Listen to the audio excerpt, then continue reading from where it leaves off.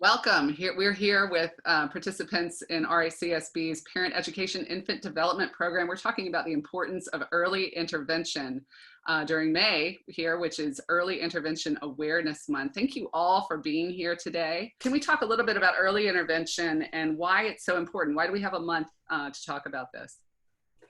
Well, thank you, Emily, for having us, and we appreciate the opportunity to be here. Early intervention is services to infants and toddlers up to age 3 who have developmental delays and disabilities. And we want to be sure that we catch early development and maximize early development for children, because we know that the most brain growth occurs in those first 3 years of life. And every experience and interaction creates new networks in the brain. And so we want to maximize those networks and maximize the opportunities for infants and toddlers to have that foundation of networks to build on as they're adults. Because what we don't use, we lose. And we want to be sure that there's enough there for adults to be functioning and productive people. And now tell us about the Parent Education Infant Development Program. That's a lot of words, but for parents, what should they know? What is it and how can they access it? Well, we are part of the Rappahannock Area Community Services Board. We've been around for more than 40 years. And parents can call our main phone number. They can access us on the website, RappahannockAreaCSB.org. So our referrals also come from pediatricians and the local hospitals, social services, health department, and mostly families. Anybody can make a referral to early intervention, and we'll contact the family, set up appointments to come out and visit with them. A lot of things have paused during the pandemic. We're not going out as much as we were, but children's growth does not pause. So Stacy and Beth, would y'all like to talk about how y'all are continuing to deliver services to parents during this time of social distancing? Sure, I'll start about how we get them in the program and then Stacy can take over. So I'm a service coordinator. There are 9 of us on staff that serve the surrounding counties, and we are the first point of contact with the family after they've made a referral. And that process hasn't changed. We still call the family, try to introduce services, and then it's a 2-part process to enroll. It's an intake with the service coordinator, and then an assessment with 2 of our therapists and the service coordinator present that determine eligibility. So normally we would do all of that with the family face-to-face in their home, and right now it's still face-to-face. We are just doing it via Zoom. So during that initial call, we try to explain what that process will look like to make the family comfortable. And then prior to those appointments, we just send a family a link, and all they have to do is click on the link on a device that has a camera and internet access, and we can still do the process the exact same way, just over the computer. And so once a family is eligible, we, if they choose to enroll, kind of turn them over in a service plan to a provider, and that's what Stacy does, so she can kind of take it from there. Yeah, and so visits, again, right now are through Zoom. So families will get a link. We send them before every single visit. They'll click on the link and join the visit. And we logistically try and work out some stuff, like we might prop the camera and the phone so that we can observe the parent and the child interactions and play. And then as a therapist or provider, we can offer some suggestions and ideas that way. So it's all done via Zoom, but it's very similar to what we would have been doing in the home anyways. We've just had to work around a few things, but I think we're still moving forward, and the services are still really productive and helpful for families. Now, Nicole, you are a parent of twins who are in this program. How has the remote delivery, how has that fit into your schedule, which is now infinitely more complicated because of all that's going on? Well, even with everything being like completely more complicated, it's easier. I would say the fact that we now have the option of Zoom meetings makes it a lot easier, because sometimes when one of my children wake up in the morning, they're not always the friendliest. I don't have to mess with them as much to get them ready, or I can just put them in the chair, we can give them a snack, and we can just wait for the meeting to pop up on the phone. It's a lot easier now. Don't have to find their shoes, right? No. I have to fight with the toddler to do anything who is just not in the mood. Now we're in a society where from a young age, you know how to use a computer. From a young age, you know how to use a phone. And the fact that we do constantly have these Zoom meetings, they're learning different aspects about the phone or about technology. So much so that now my daughter, my son, every couple of days, they're chatting to their cousin on Zoom and just doing really different things that I never thought would happen.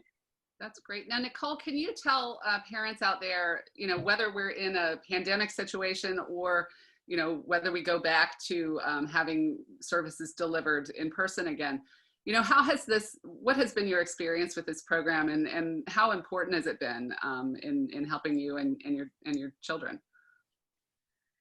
It has been one of the most important things with helping them.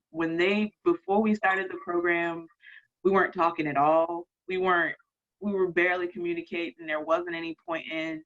There was a lot of stuff that they weren't doing that probably they still wouldn't have been worked on without intervention services. But having them come into the home, interact with the twins, see them, figure out who they are, it's just helped us build upon what we're supposed to be providing as parents, or what I'm supposed to be providing as a parent. So yeah. And there's a great piece in the May edition of Fredericksburg Parent and Family Magazine, which you can get out in neighborhoods. We have some flyer boxes out there now, but you can also get it digitally at fredericksburgparent.net. And that talks about the approach that y'all take, which is very parent driven. Is that right?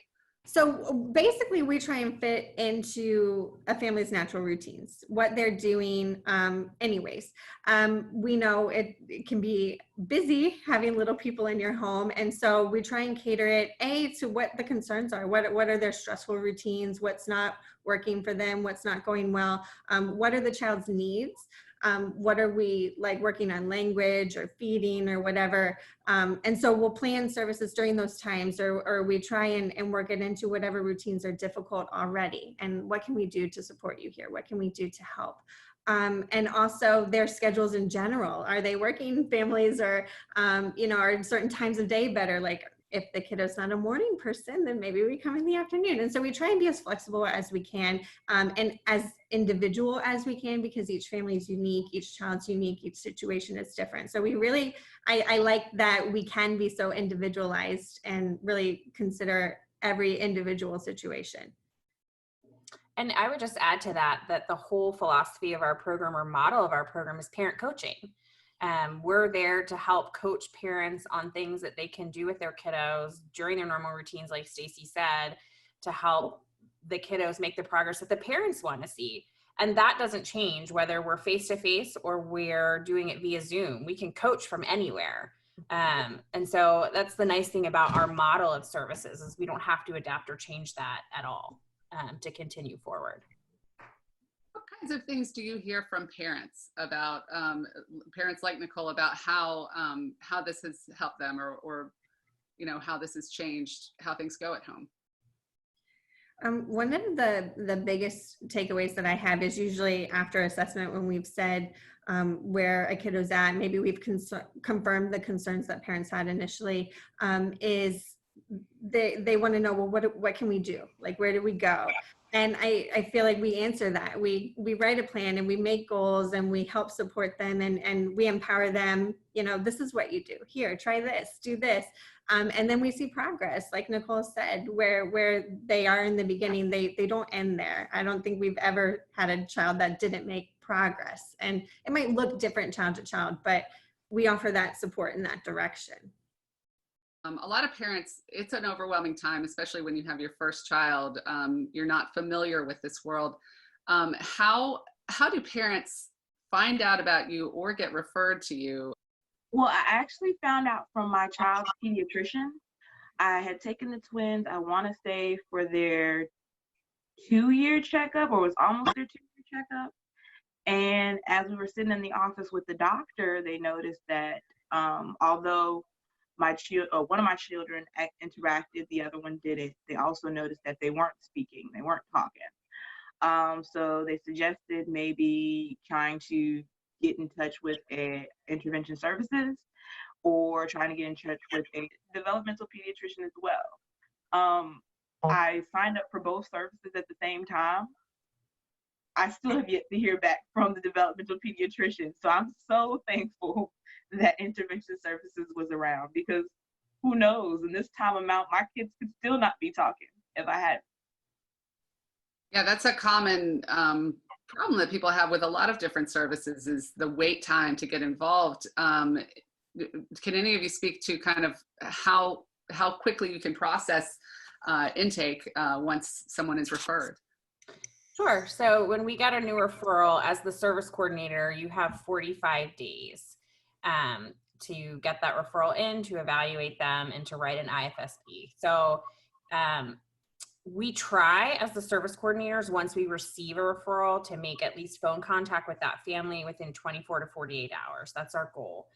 And, you know, depending on the ebb and flow of services, sometimes it's immediately we can get them. And so as the service coordinator, you schedule the intake, we try to do that as soon as possible, because we know it takes a lot of courage on a family's part to call in and to request this kind of help. So we don't want them waiting and worrying longer than necessary. So we try to get them in as soon as possible. And then if a family accepts services and is eligible and we move forward, we have 30 days to begin. So a visit has to happen within 30 days of that assessment. So there's really not a lot of lag time. And even though we have those requirements, we try to do it as soon as possible. One thing we're learning as we go through this crisis is that a lot of parents are delaying their well checks. They're not visiting the pediatricians. So they may be seeing things at home and not have a teacher or a daycare provider or anyone else to talk to about what they're seeing. What would you say to them about maybe making the decision to call you or seek help? I would absolutely say to call. There's no cost for an intake. There's no cost for an assessment. All of that service is free, and we can help families understand whether there are concerns. We can confirm concerns, or we can allay concerns as well. It doesn't hurt. It does not hurt. If you have any concerns, you feel like, even if it's minute, you feel like your child's not where they're supposed to be.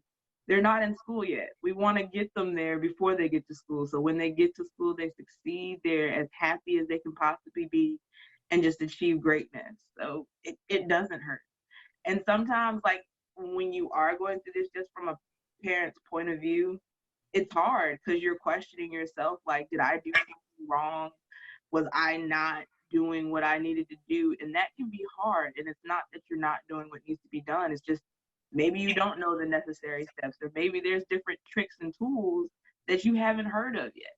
And by just me getting involved with intervention services, it can't hurt. All it can do is help. That's all it can do.